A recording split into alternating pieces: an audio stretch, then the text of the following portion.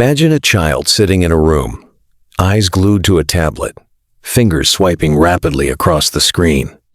Outside, the world is alive with sounds, movement, and interaction, but inside, their world is flattened into pixels.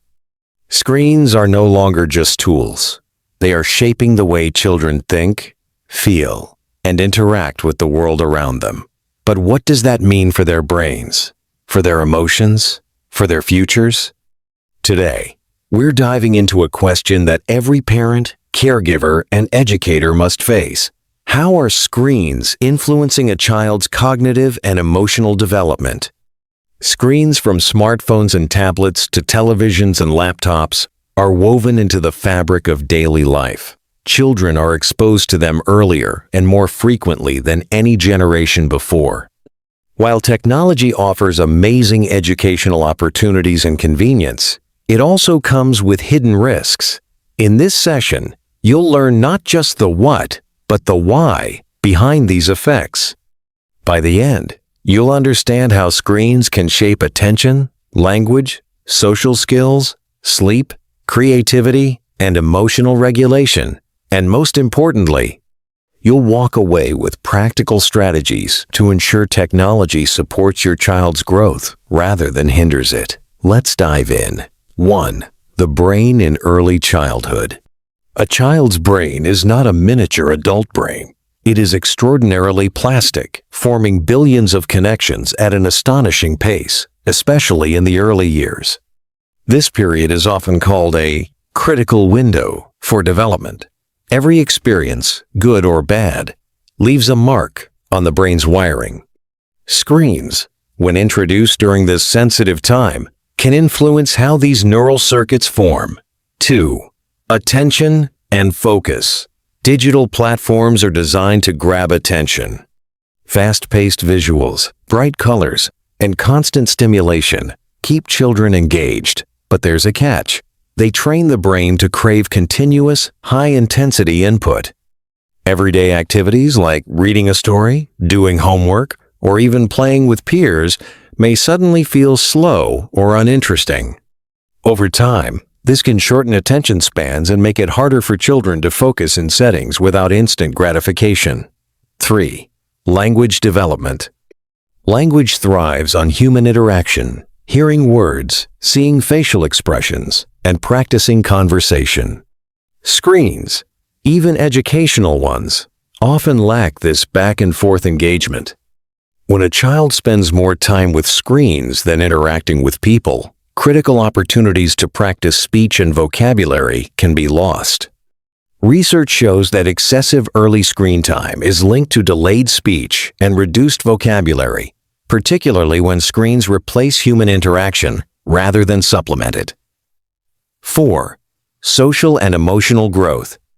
Children learn empathy, self-regulation, and social cues by interacting with others. Reading emotions, responding to tone, and navigating conflicts cannot be fully replicated on a screen. Passive viewing, like watching videos, limits these experiences, potentially hindering a child's ability to navigate real-world relationships. Even interactive apps can't match the depth and complexity of human connection. 5. Sleep disruption. The blue light from screens suppresses melatonin, the hormone that signals it's time to sleep. For children, sleep is crucial for memory, attention, mood, and cognitive function. Using screens before bed can reduce both sleep quality and duration, impacting not just rest, but overall brain development. 6. Memory, learning, and cognitive skills. Passive screen consumption, scrolling or watching videos, requires minimal mental effort. In contrast, activities like reading, imaginative play, and problem-solving actively strengthen neural connections. When screens dominate, these cognitively demanding experiences may be replaced, limiting opportunities for deep learning and critical thinking. 7. Physical activity and brain health. Excessive screen use often reduces physical movement, which is essential for healthy brain development. Exercise enhances blood flow, promotes the growth of new brain cells, and improves concentration and mood. Outdoor play, with its rich sensory experiences, supports not only the body, but also cognitive and emotional growth. 8. Creativity and imagination.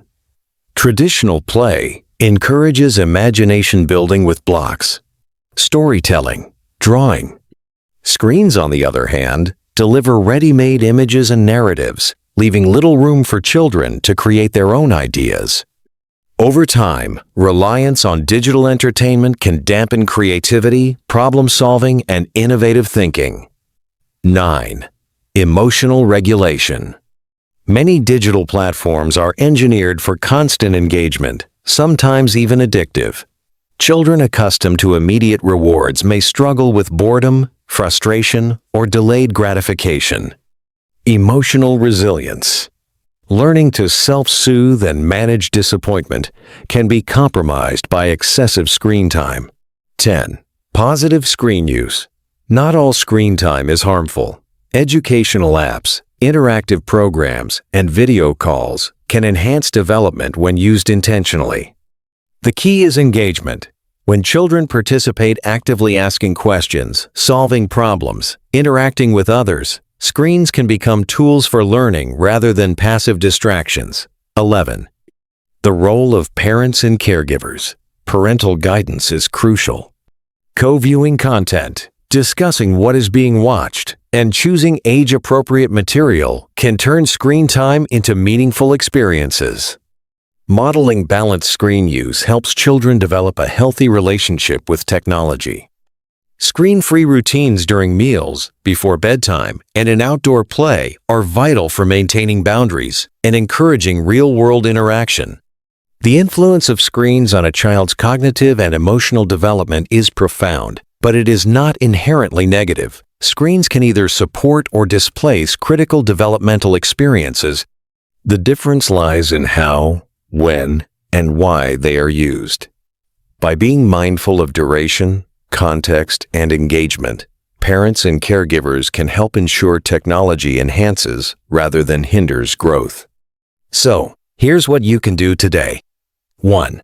Set clear screen boundaries and stick to them. 2. Prioritize real-world interactions, reading, outdoor play, and conversation. 3.